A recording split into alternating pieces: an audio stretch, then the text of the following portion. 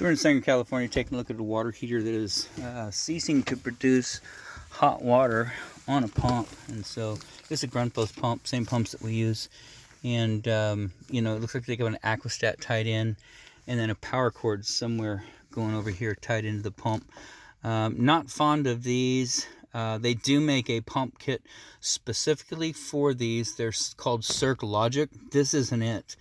And I'd imagine this is installed because, you know, this pump maybe runs you $300. Circ Logic kit runs you about $600.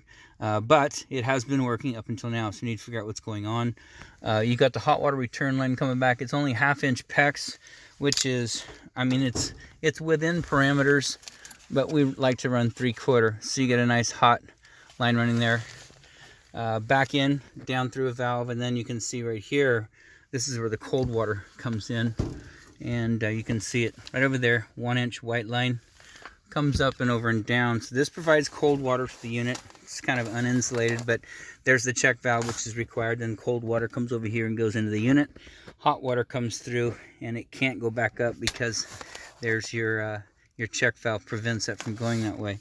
So that the pump is piping hot, so it's frozen right now. Not sure why. What we're going to do is we're going to unplug some things, take a look at it.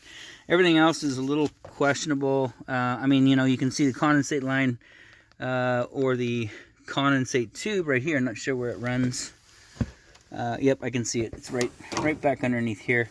So that's a little collector that you clean out once a year. And then, of course, cords over on this side. We'll get it unplugged, see if we can do something. Let's get this kick started back up.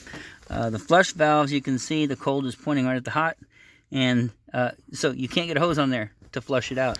That little cap, same thing as this guy right here. Now you can get a cap, you can get a hose on there, but not the cold one, and it's soldered into place. So let's see if we can take this apart and get something going here.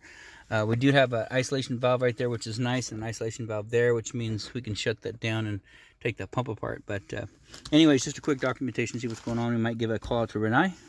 Outside of that, this inspection is done.